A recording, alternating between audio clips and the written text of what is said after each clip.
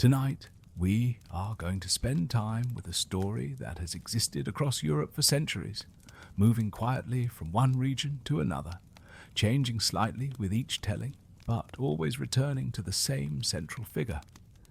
It is a story about sleep itself, about the transition between waking and dreaming, and about a presence that was once believed to visit during those liminal moments.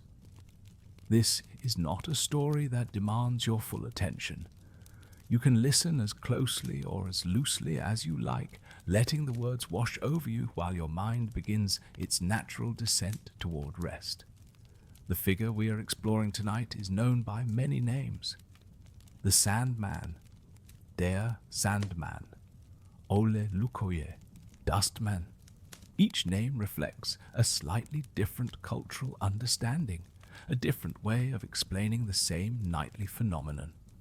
But at its core, the story describes something simple and universal: the feeling of heaviness in the eyes as sleep approaches, the way vision blurs and thoughts begin to drift, and the strange sensation of crossing from one state of consciousness into another.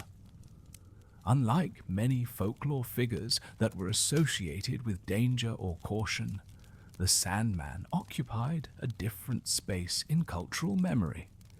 This was a figure that visited everyone, every night without exception. Children and adults, rich and poor, healthy and ill. Sleep was not optional, and neither was the presence that seemed to accompany it. This universality gave the story a different quality. It was not a warning about specific places or behaviors. It was an acknowledgement of something that everyone experienced but could not fully control. The story emerged in a time when sleep was understood differently than it is today. There were no explanations involving brain chemistry or circadian rhythms. Sleep simply arrived, sometimes gently and sometimes with resistance, and people had to accept its timing and its nature. Dreams were vivid and memorable, often seeming more real than waking thoughts, and there was no clear framework for understanding why they occurred or what they meant. In this context, personifying sleep made sense. It gave shape to an experience that everyone knew, but no one could fully explain. As we move through this story, we will explore how the Sandman was described in different regions and different eras. We will spend time with the environments in which these stories felt natural, with the routines that shaped how people experienced nighttime, and with the way children were introduced to the idea of sleep as something that could be welcomed rather than feared. We will also touch on the darker interpretations that emerged in certain tellings, where the Sandman took on more unsettling qualities, reflecting anxieties about vulnerability and loss of control. But we will do all of this slowly, without urgency, allowing the story to unfold at a pace that mirrors the very experience it describes. There is no destination we are trying to reach, no conclusion we need to arrive at. The story simply exists, like sleep itself, patient and inevitable, waiting for the right moment to arrive. In the oldest versions of the story, the Sandman was not described in great detail. The figure was understood more through its effect than its appearance.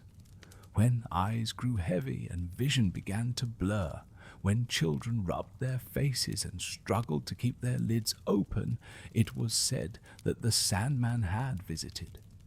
The sensation itself was the evidence.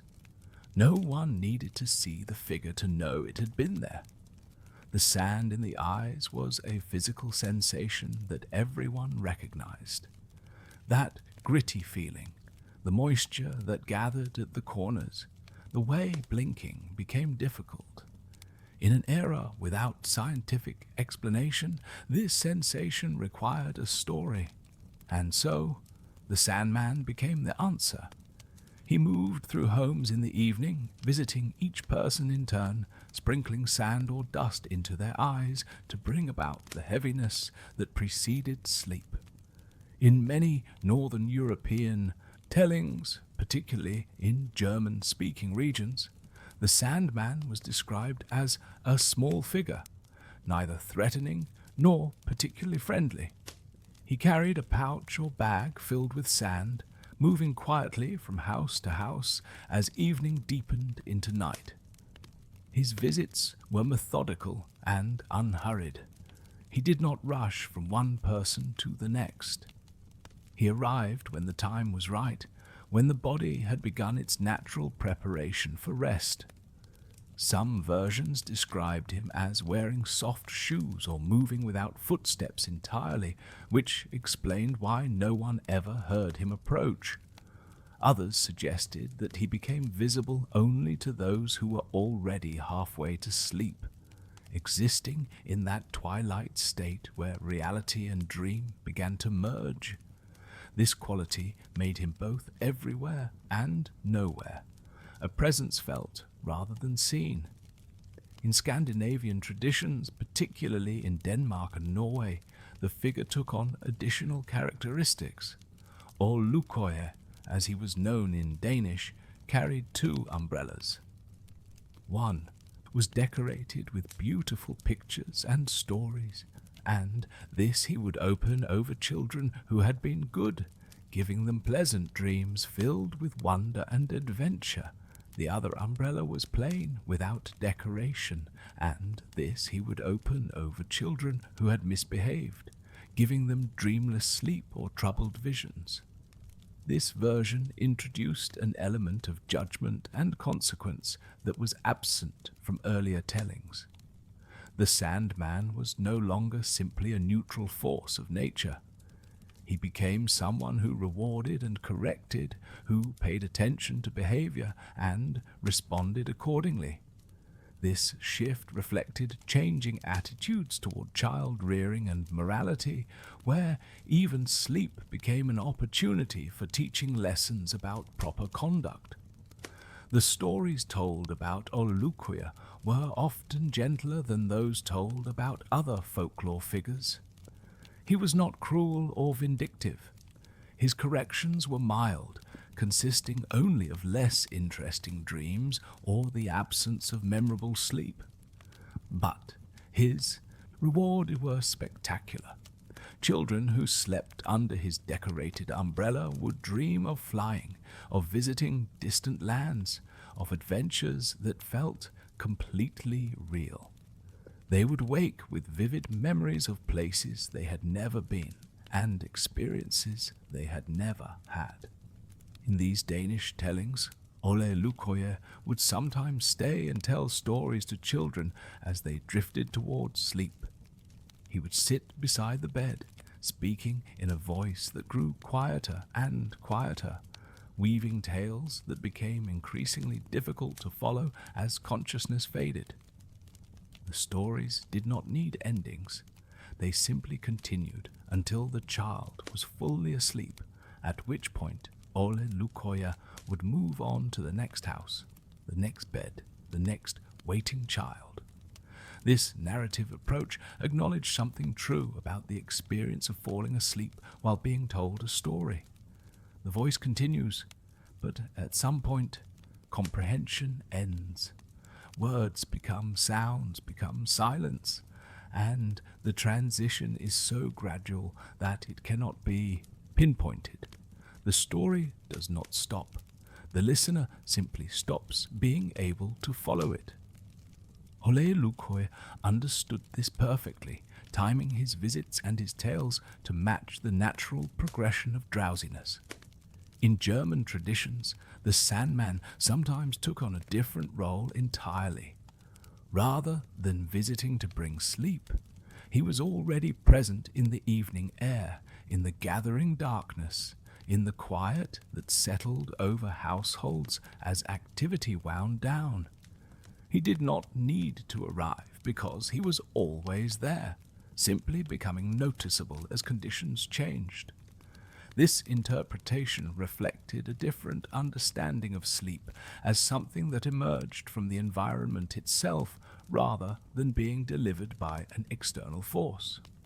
Some German tellings emphasized the Sandman's connection to twilight, that liminal time when day has not quite ended, but night has not quite begun. During these in-between moments, the Sandman was said to be most active, moving through the transitional light, preparing the world for rest. His work was not limited to humans.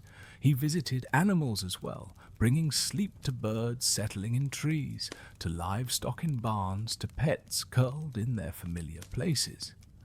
This broader scope made the Sandman a figure of universal sleep rather than just human sleep. He represented the daily rhythm that governed all living things, the inevitable return to unconsciousness that no creature could resist indefinitely. In this interpretation, the Sandman was less a character and more a personification of biological necessity, the body's demand for rest made tangible and relatable. In other versions, particularly those told in rural areas, the Sandman was associated with specific sounds that marked the approach of sleep. The creaking of a house settling for the night, the distant call of an owl, the soft whisper of wind through trees. These sounds, people said, were the Sandman moving through the world, touching each place and each person in turn.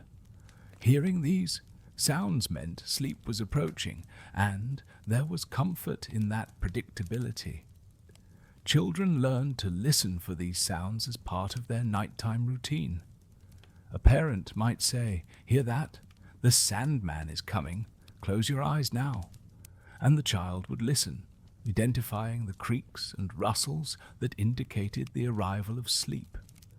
This practice turned the Sandman into a tool for easing the transition from activity to rest, making the approaching night feel like something guided and intentional, rather than something that simply happened. As the story spread across different regions, certain details remained consistent while others adapted to local customs and concerns. The sand itself was always present in some form, whether as literal grains, as magical dust, or as a metaphor for the heaviness in the eyes. The timing was always evening, though the specific hour varied with latitude and season. And the effect was always the same, the gradual onset of sleep, welcomed by some and resisted by others, but ultimately unavoidable. What made the Sandman different from many other folklore figures was this inevitability. He could not be avoided or bargained with. Locks and doors meant nothing to him. Vigilance and willpower might delay his visit, but they could not prevent it. Everyone eventually had to sleep, and when sleep came, it was understood that the Sandman had arrived, completing his nightly rounds, fulfilling his eternal purpose. This quality made the Sandman both comforting and unsettling. Comforting because his arrival meant rest, relief from the day's efforts, and the possibility of dreams. Unsettling because it represented loss of control, the moment when consciousness slipped away regardless of intention or desire. For children, this loss of control could be frightening. For adults, it was simply accepted as part of existence. The story served practical purposes beyond entertainment or explanation. It gave parents a way to encourage children toward sleep without struggle. Instead of commanding a child to sleep, which was impossible and often counterproductive, parents could invoke the Sandman as an external force that was already approaching. The child was not being told to do something difficult. They were being prepared for something inevitable. This subtle shift made bedtime routines easier and less confrontational. The Sandman also provided a framework for discussing dreams.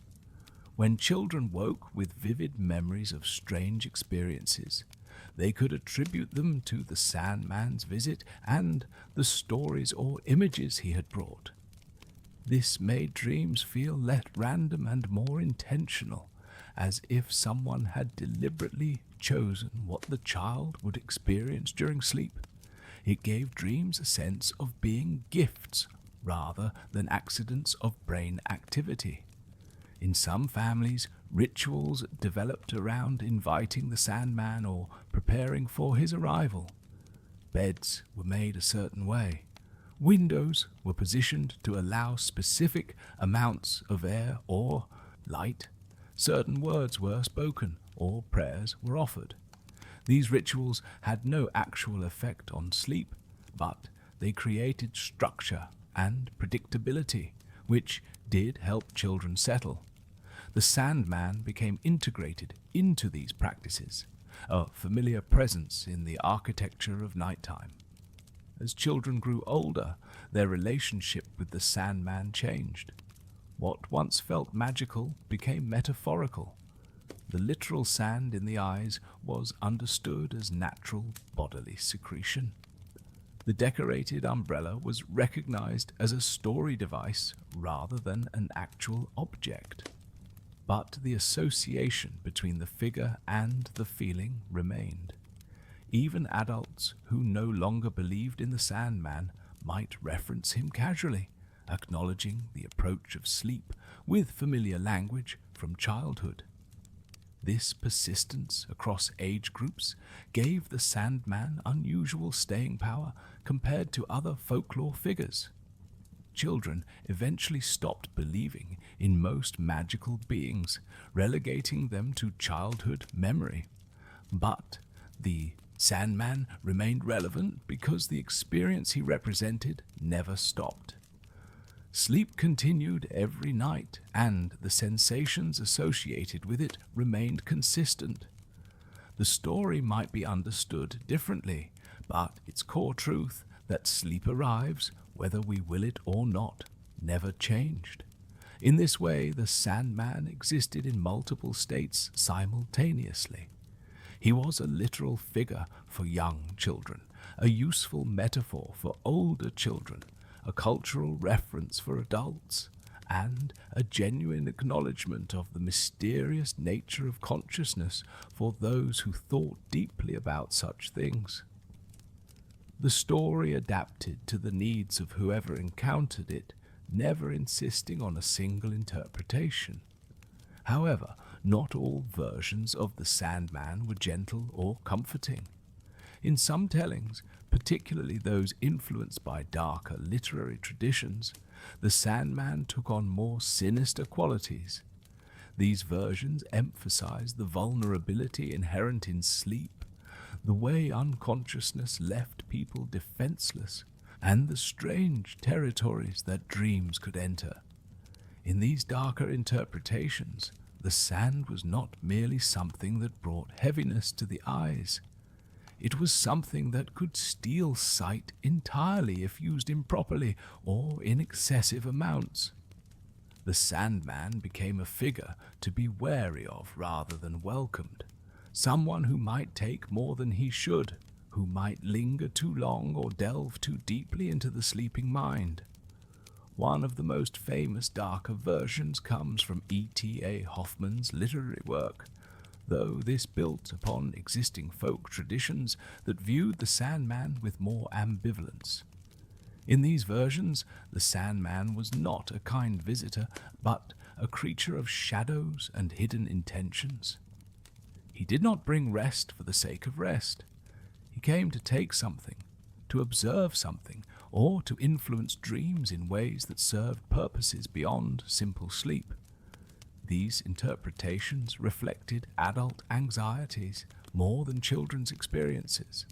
The fear of losing consciousness, of being unaware and undefended for hours each night.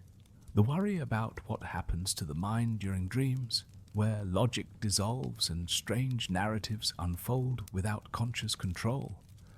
the concern that sleep represented a kind of temporary death, a daily rehearsal for the final loss of consciousness that would one day become permanent. In some rural traditions, the Sandman was said to collect the sand he used from graveyards or from the eyes of the dead, which gave his visits a morbid quality.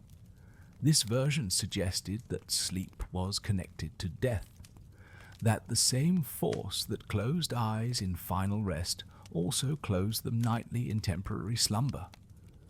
The Sandman became a mediator between these two states, a figure who existed in the boundary between living wakefulness and death-like unconsciousness.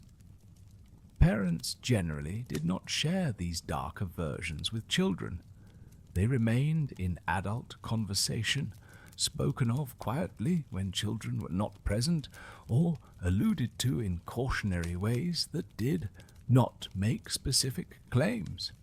But children sometimes overheard fragments or encountered these darker interpretations in stories told by older siblings or in literary forms, and these would blend with the gentler versions they knew, creating a more complex and ambiguous figure in their imagination. This ambiguity was actually closer to the genuine experience of sleep than purely positive interpretations. Sleep is both welcome and unsettling. It offers rest, but requires surrender. It brings dreams that can be wonderful or nightmarish. It marks time passing without awareness, hours disappearing in what feels like moments. The Sandman, in his various forms, captured all of these contradictions, serving as a vessel for the full range of feelings that humans have about the nightly loss of consciousness. The story also acknowledged something rarely discussed openly, that not everyone can sleep easily. For some people, the Sandman's arrival was delayed or complicated.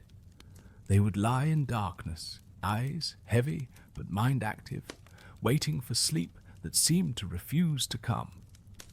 In these experiences, the Sandman felt less like a reliable visitor and more like an unpredictable force, sometimes arriving on schedule and sometimes staying away for no clear reason.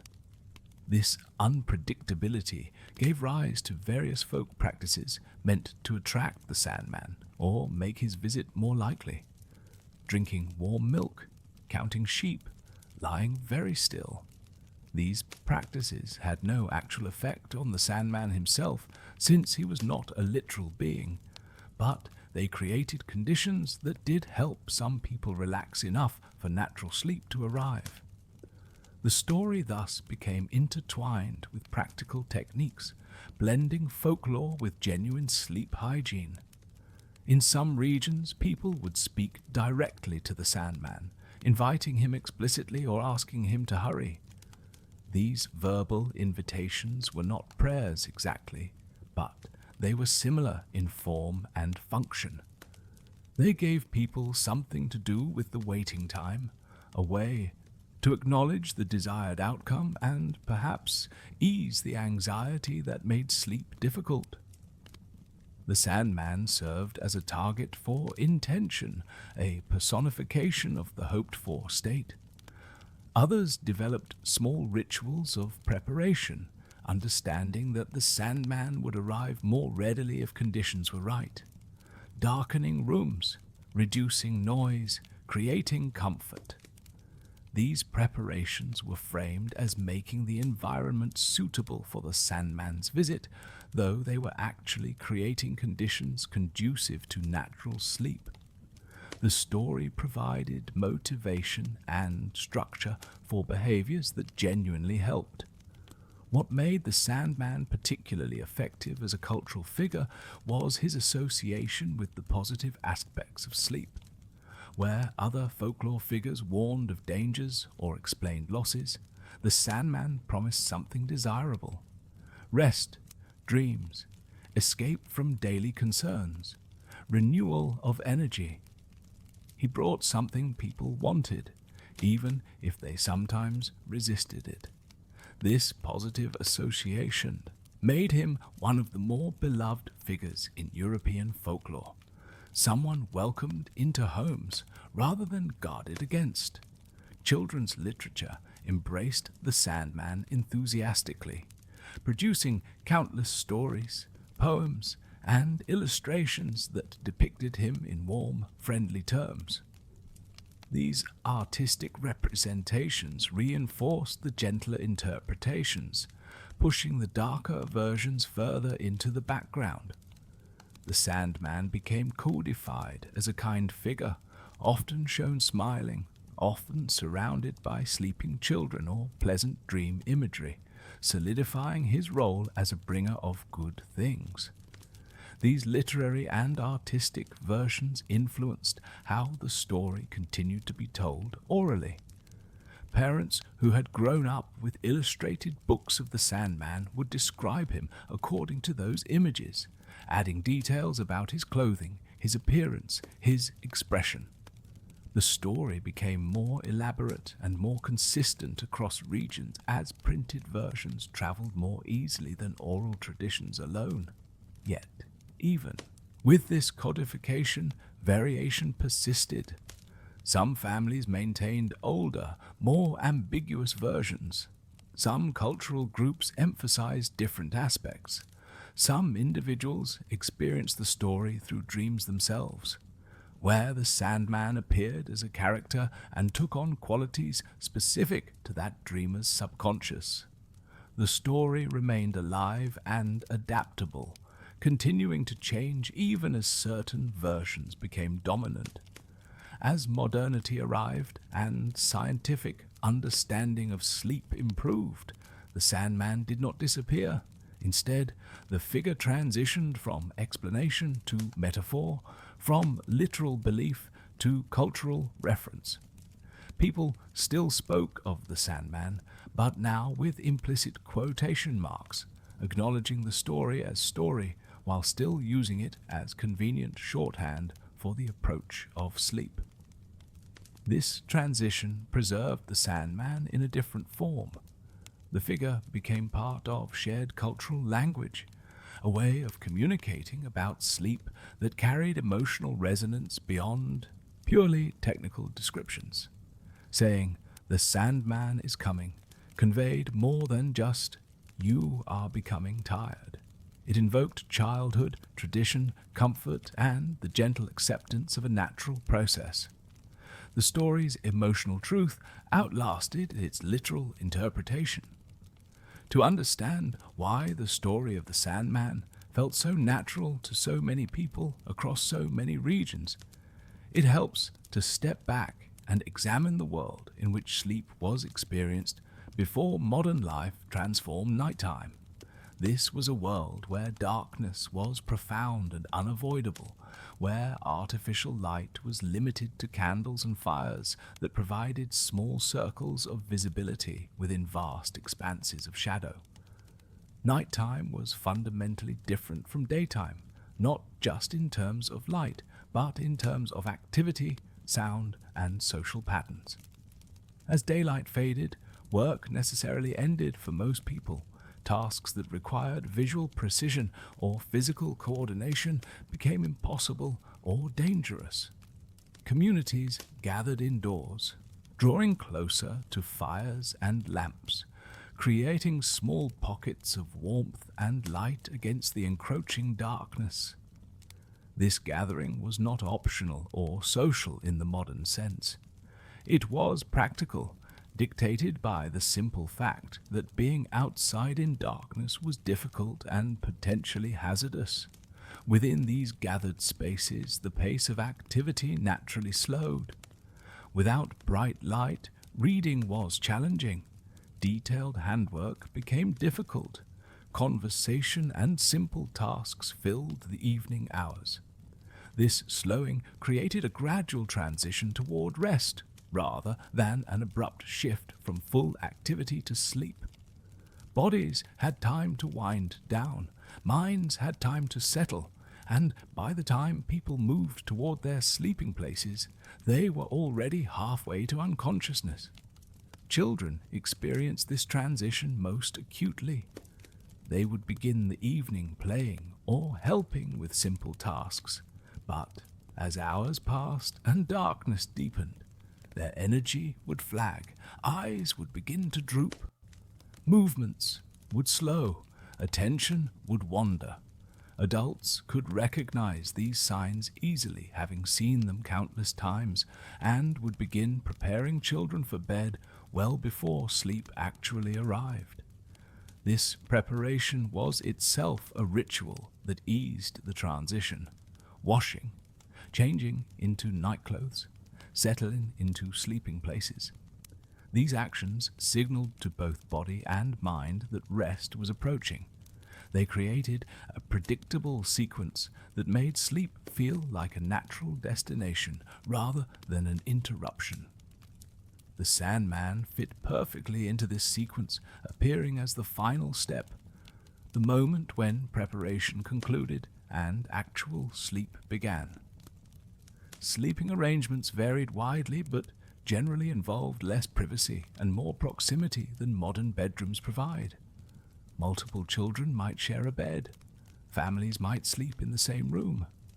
This closeness meant that the process of falling asleep was often shared and observable. Parents could watch children drift off. Siblings would notice when others had succumbed. The Sandman's arrival was something that could be witnessed in others, reinforcing the sense that he was an external force moving through the household. The temperature of evening also played a role in how sleep was experienced. As fires burned lower and warmth dissipated, the cooling air created physical conditions that encouraged stillness and withdrawal under blankets. This cooling was gradual and natural, another environmental signal that rest was appropriate. The body responded by seeking warmth and comfort, curling inward, reducing movement, preparing for the long hours of stillness ahead. Sound changed dramatically as evening progressed into night. The noises of work and activity faded. Conversation grew quieter. Outside sounds became more noticeable in the relative silence. The hoot of an owl, the rustle of wind, the creak of wood settling. These sounds marked the passage of time and the deepening of night, creating an auditory landscape that was distinctly different from daytime. The Sandman was sometimes associated with these sounds as if they announced his approach or accompanied his movement through the world. For children, darkness itself could be unsettling. Without light, familiar spaces became strange. Shadows moved oddly in flickering firelight. Imagination filled the darkness with possibilities. The Sandman provided a friendly presence in this uncertain environment, a figure who belonged to the darkness but meant no harm. His purpose was to bring sleep, which meant safety in the passage of night without consciousness of its duration. He made the darkness less empty and therefore less frightening. Adults generally had less fear of nighttime, but they too experienced the profound change that darkness brought. Work ceased. Social obligations ended. The world contracted to the immediate household. This contraction created a sense of separation from daytime concerns, a psychological space where different thoughts and feelings could emerge. The approach of sleep marked the final stage of this withdrawal, the point at which even internal concerns would fade into unconsciousness. Dreams were a significant part of how people experience sleep, and unlike in modern times where dreams might be immediately forgotten, dreams in earlier eras were often vivid and memorable. People would wake with strong impressions of places visited, people encountered, events experienced. These dreams felt important, sometimes prophetic, sometimes merely strange, but rarely dismissible as random neural activity. The Sandman was often credited with bringing or shaping these dreams, acting as a curator of the sleeping mind's experiences. This role gave the Sandman significant power in cultural imagination. He did not just bring sleep, he influenced what happened during sleep. He could gift pleasant dreams or, in darker versions, inflict nightmares. He had access to the sleeping mind in ways that no waking person could achieve. This made him both intimate and mysterious, a figure who knew each person's dream self while remaining unseen and unknown. Different regions developed different ideas about how the Sandman decided which dreams to bring. Some said he matched dreams to the person's character or recent experiences. Others suggested he drew from a vast collection of stories and images, selecting what seemed appropriate. Still others believed dreams came from the sand itself, which carried within it the residue of countless other sleepers, creating a kind of shared, unconscious experience across time and place. This last interpretation is particularly interesting because it suggests a collective dimension to dreaming. The Sandman was not creating unique dreams for each person, but rather connecting them to a common pool of human experience. The sand that touched one person's eyes carried traces of everyone else it had touched, creating a continuity across all sleepers. In this view, dreams were less individual and more universal, expressions of shared human consciousness rather than purely personal mental activity.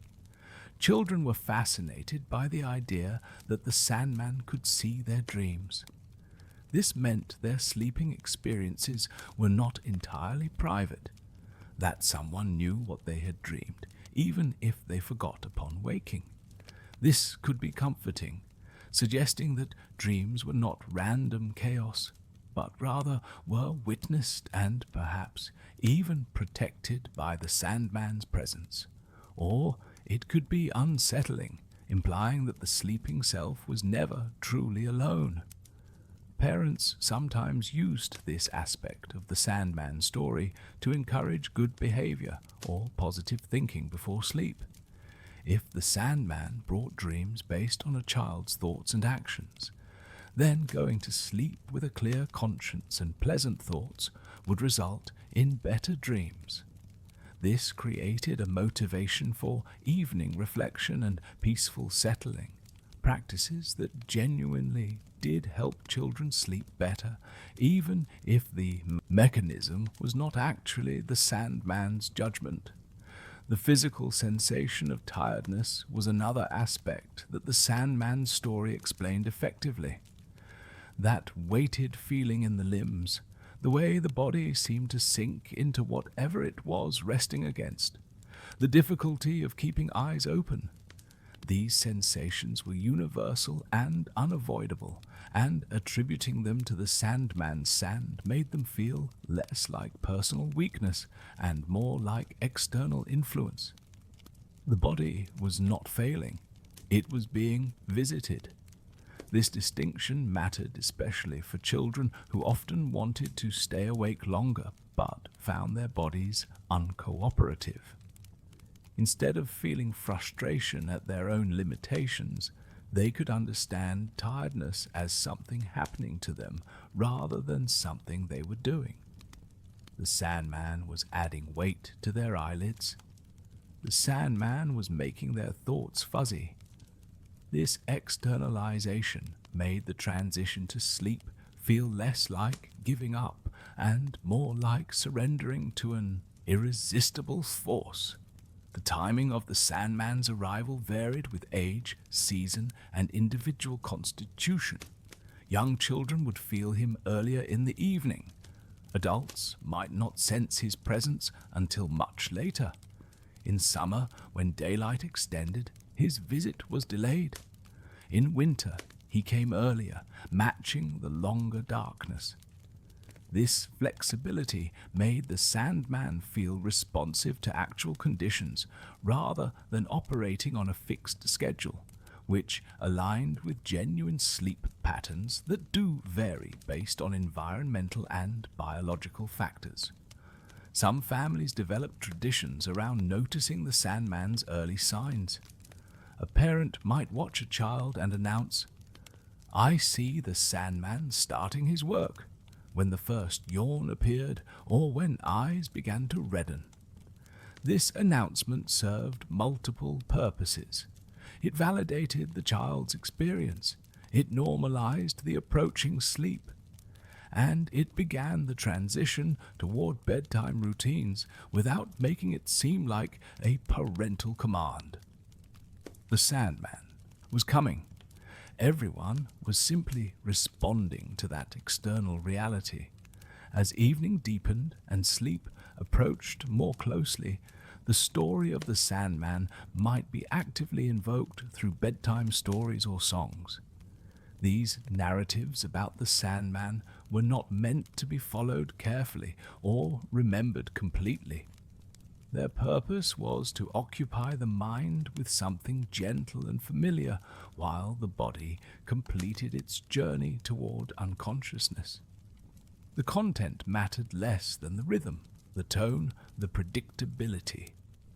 A parent might describe the Sandman's journey through the neighborhood, visiting each house in turn, coming closer and closer to their own home. This narrative created anticipation and acceptance, preparing the child for the inevitable arrival. Or the parent might describe the Sandman's bag of sand, how he selected just the right amount for each person, how carefully he sprinkled it. These details made the process feel considered and personal rather than random.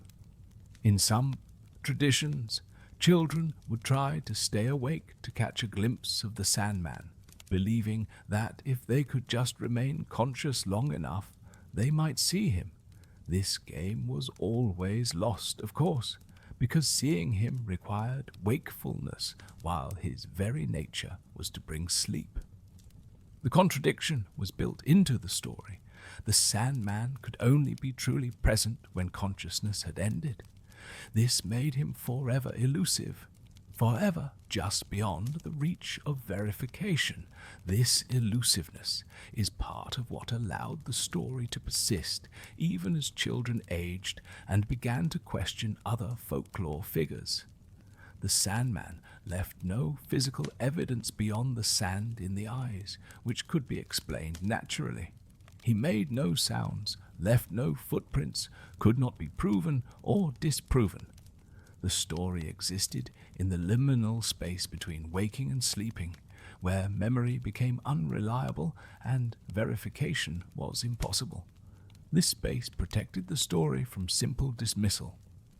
As understanding of this context deepens, it becomes clear why the Sandman felt so natural to people across different cultures and time periods. The story did not require belief in the supernatural. It simply provided a narrative framework for an experience that everyone had, that happened every day, that was familiar yet strange. Sleep came whether anyone wanted it to or not, and the Sandman was simply the name given to that inexorable approach, the personification of biology and exhaustion dressed in the comfortable clothing of folklore. Stories like the one associated with the Sandman rarely existed in isolation. They were part of a broader ecosystem of folklore figures that explained various aspects of daily life, particularly those aspects that involved mystery, transition, or vulnerability. The Sandman belonged to a category of beings that governed natural cycles and bodily processes, entities that personified forces humans experienced but could not control. In many cultures, there were figures associated with specific times of day. Dawn had her personifications. Noon had protective spirits. Evening had guides who helped the transition from activity to rest. The Sandman was one among these temporal guardians. specifically associated with the final transition of the day, the shift from waking consciousness to sleep. His role was distinct but related to these other figures, creating a complete cosmology of the day's progression. The Sandman also shared qualities with other visitors of the night. In some traditions, he was grouped with dream bringers, messengers from the sleeping world who carried visions and stories into the consciousness of sleepers. These figures were generally benevolent, interested in communication rather than harm. They represented the idea that dreams came from somewhere external, that they were received rather than generated, delivered rather than created. This belief in external dream sources was common before modern psychology explained dreams as internal mental processes. People genuinely wondered where dreams came from, why they felt so vivid and real, why they contained information or imagery that seemed to come from beyond personal experience. The Sandman and related figures provided answers, suggesting that dreams were indeed external, that the sleeping mind opened to receive them, and that specific beings were responsible for their delivery. In some regions, the Sandman was contrasted with nightmare figures, beings who brought troubled sleep rather than restful slumber. These darker entities created the frightening dreams that woke people in distress, the visions that left lingering unease. The Sandman was understood as offering some protection against these nightmare bringers, his presence ensuring that sleep would be generally peaceful. When nightmares occurred despite his visit, it suggested either that he had been unable to complete his work properly, or that stronger forces had intervened. This cosmology created a nighttime world that was populated and active rather than empty and passive. While the waking world slept, these figures moved through it, performing their various functions. The Sandman made his rounds, bringing sleep. Dream bearers carried their messages. Nightmare creatures prowled for vulnerable minds. Guardian spirits watched over those under their protection. This populated night made sleep feel less like nothing and more like a different kind of something, a state with its own activities and inhabitants. Children found this concept both fascinating and somewhat unsettling. On one hand, it meant they were never truly alone, even in sleep. The Sandman would visit. Dreams would arrive. Something was always happening, even if they were not conscious of it.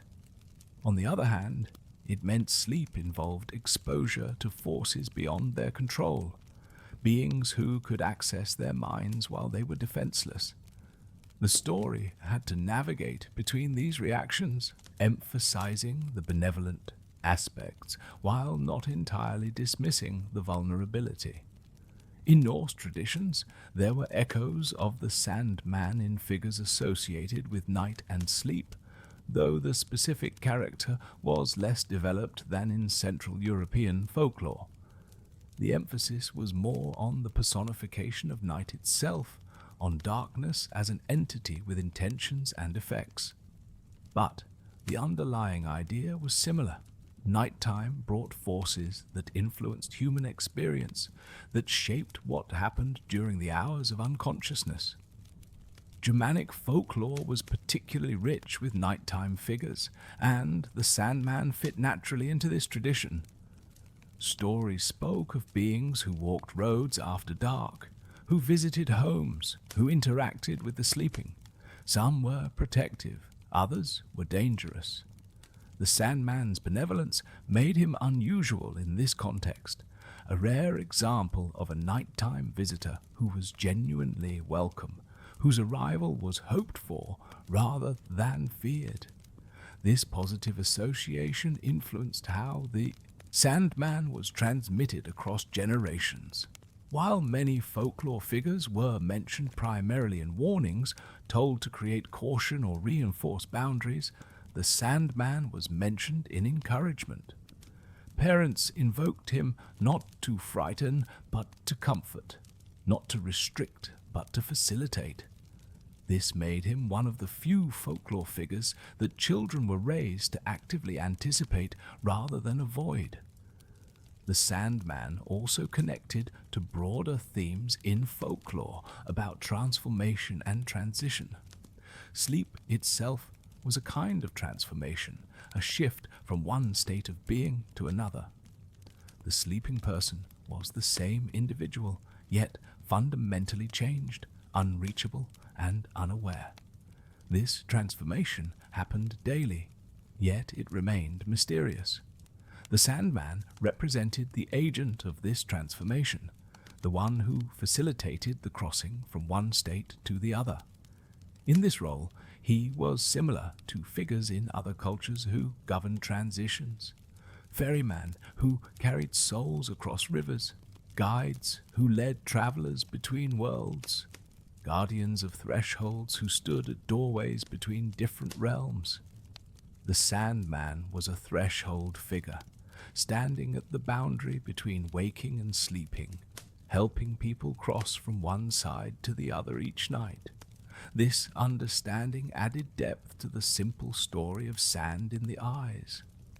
The Sandman was not just bringing physical tiredness.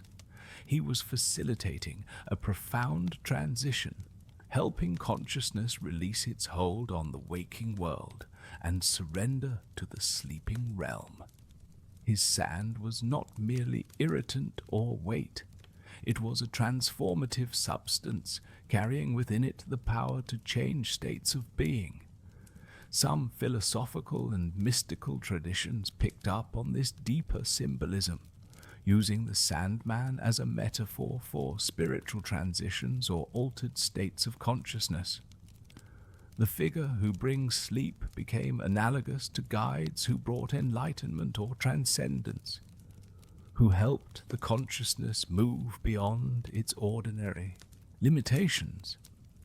These interpretations were not common in everyday folklore, but they existed at the edges, adding additional layers of meaning to the simple childhood story. As the story moved through different cultures and time periods, it absorbed elements from local beliefs and practices.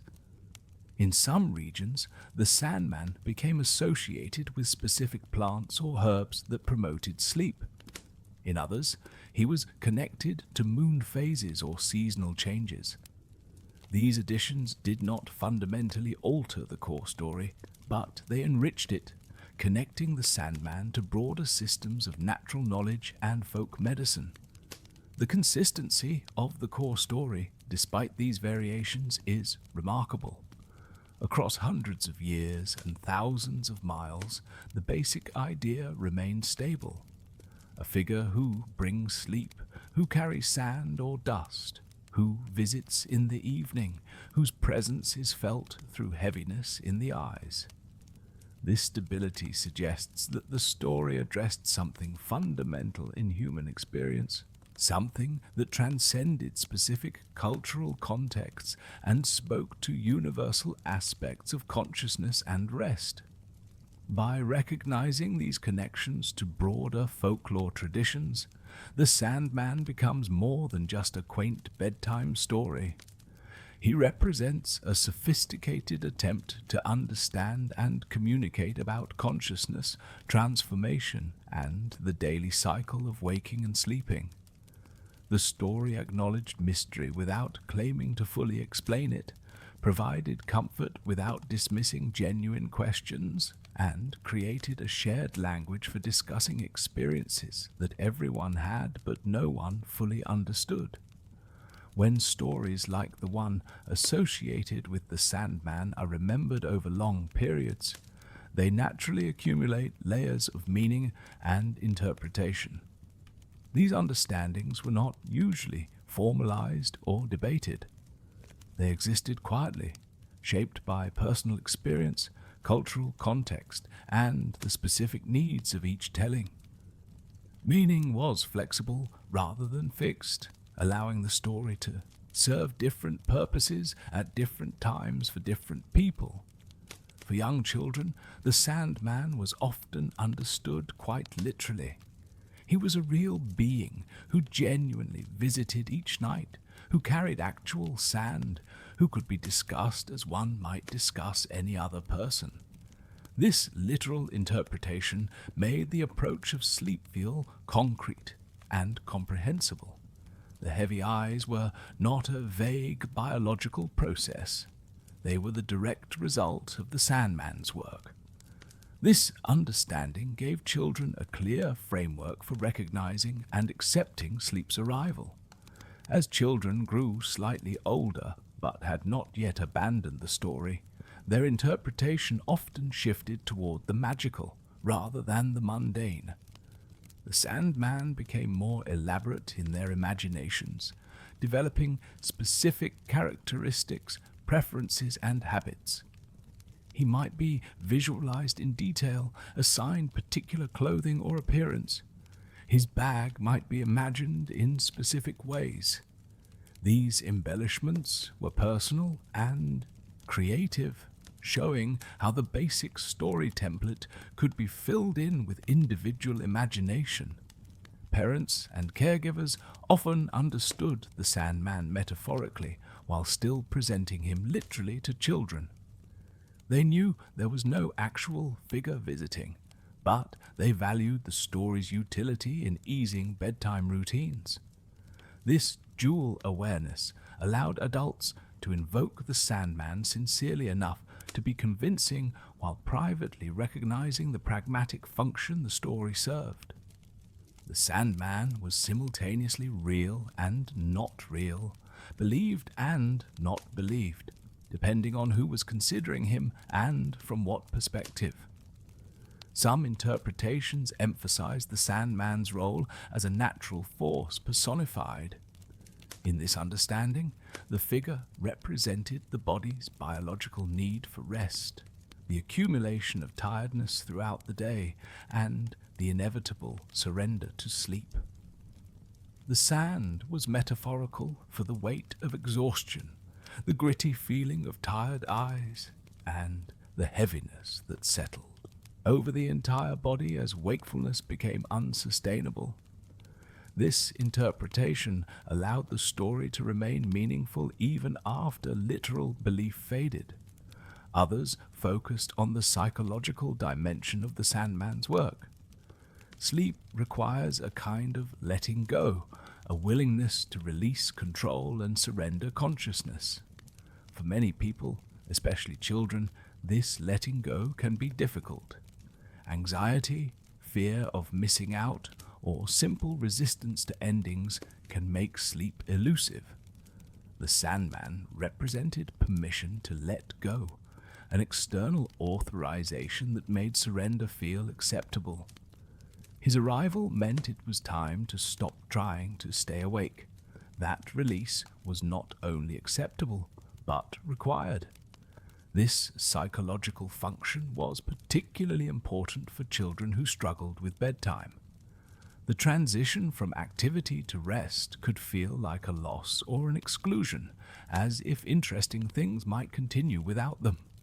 The Sandman reframed this transition as something happening to everyone, something that adults also experienced, a universal process rather than a personal limitation. This made sleep feel less like missing out and more like participating in a shared human experience. In some cultural contexts, the Sandman was understood as representing parental protection and care.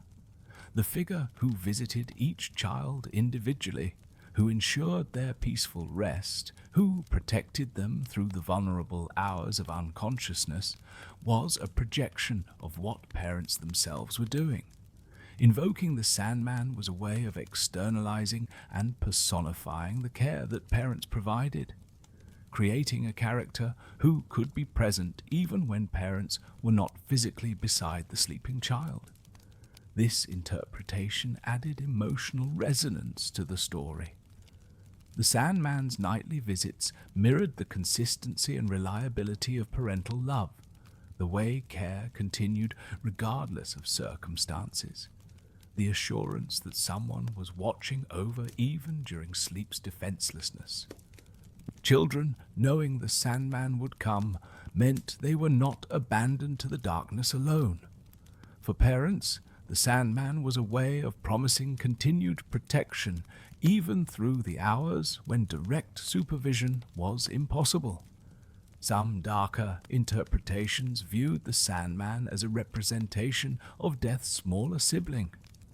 Sleep had long been called Little Death in various cultures, recognized as a daily rehearsal for the final loss of consciousness. The Sandman, who brought this temporary death each night, could be seen as a less permanent version of the figure who would eventually bring the final rest. This interpretation was rarely shared with children, remaining in adult consciousness and philosophical reflection. Yet, this connection between sleep and death was not necessarily frightening. It could be comforting, suggesting that death was simply a longer sleep, a final visit from the Sandman that extended beyond morning. This understanding helped some people accept mortality as a natural process rather than a catastrophic ending. The Sandman, who had visited every night of a life, would make one final visit, and the experience would be familiar rather than terrifying.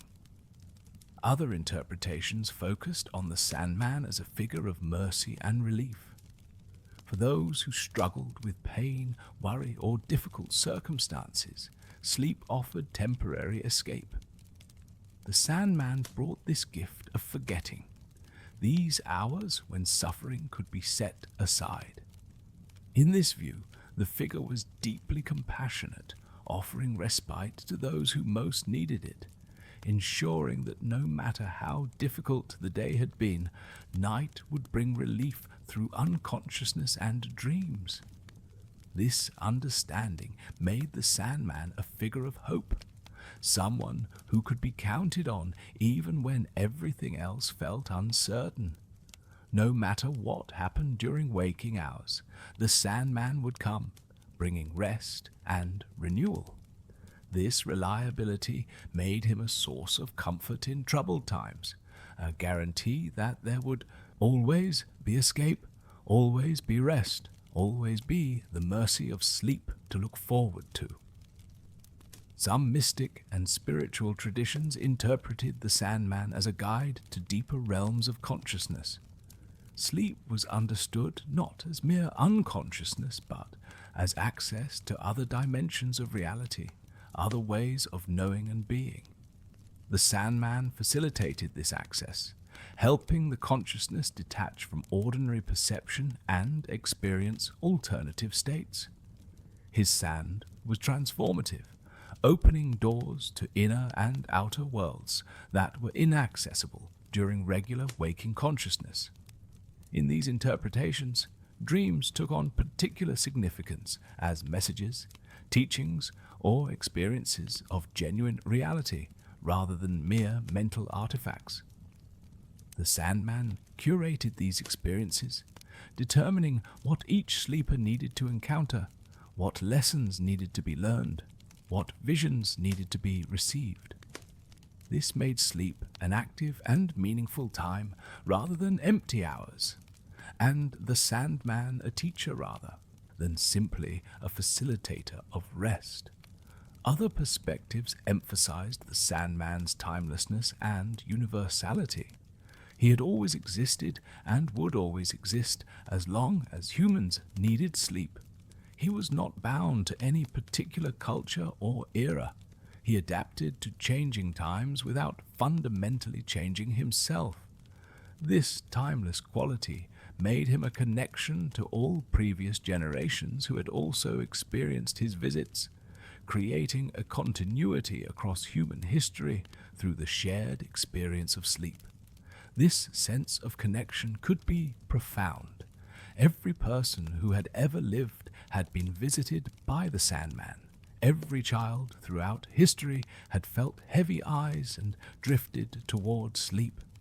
The experience was universal and unchanging, one of the few constants in human existence across vast changes in culture, technology, and society. The Sandman represented this continuity, this fundamental sameness at the core of human experience. As individuals moved through life, their personal understanding of the Sandman often shifted multiple times. Childhood belief gave way to skepticism, which might later give way to appreciation of the metaphor, which might evolve into philosophical or spiritual interpretation.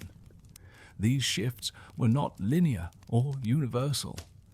Different people settled on different understandings, and some held multiple interpretations simultaneously, letting meaning shift depending on context and need.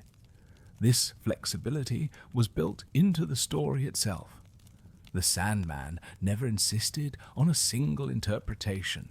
He worked equally well as literal figure, useful metaphor, psychological mechanism, or spiritual guide. The story's openness to interpretation was one of its great strengths, allowing it to remain relevant across different developmental stages and different ways of understanding the world. In the end, the interpretation that felt most true varied by person and by moment. Sometimes the Sandman was simply a comforting childhood memory. Sometimes he was a useful way of thinking, about sleep. Sometimes he represented something deeper about consciousness, vulnerability, or the human condition. The story allowed all of these possibilities without forcing choice, remaining present in whatever form was most needed at any particular time. As stories like the one associated with the Sandman gradually adapted to changing times, they did not disappear so much as transform. The figure remained recognizable, but shifted in how and where he appeared. Modern life altered the environments in which sleep happened, but the fundamental experience remained the same, and the Sandman adapted to continue describing it. Electric light changed the relationship with darkness that had shaped the original story. Night no longer meant profound darkness, broken only by small flames. It meant switches and illumination, the ability to extend activity far beyond sunset.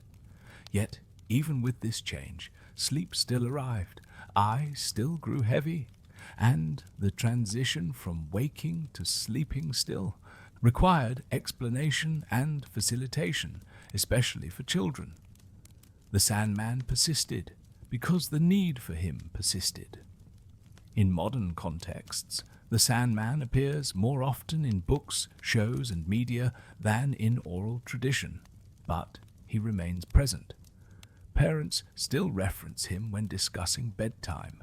Children still encounter him in stories. The language of the Sandman is coming remains familiar and meaningful, even though the literal belief has largely faded. The story transitioned from active folklore to cultural reference, but it remained alive in the collective imagination. As the narration continues now, there is no need to hold on to what has been said. The details do not require retention, and the patterns do not need to be traced. The story has unfolded gradually, spending time with the Sandman's various forms, with the environments that created him, with the meanings that accumulated around him. All of this exists now simply as atmosphere, as background, as the settling presence of something familiar and gentle. The rhythm of these words remains steady and unchanging. This consistency is intentional. Just as the Sandman's visits follow a reliable pattern, arriving each evening without fail, the narration maintains its calm presence, neither rushing nor lingering, simply continuing at a pace that allows thoughts to slow naturally. Attention can drift now without concern. Nothing important depends on staying focused. In this space, listening and not listening become the same thing. The voice continues, whether heard consciously or not. The words arrive, whether processed or simply felt as rhythm and sound. The story does not react to the listener's state. It remains unchanged, patient, present without demanding presence in return. Imagine a room dim and comfortable, where light is low and soft and temperature is perfectly suited to rest. Imagine the Sandman moving through this space, not as something seen but as something felt, a gentle presence that brings with it the permission to let go. His work is nearly complete. The sand has been sprinkled.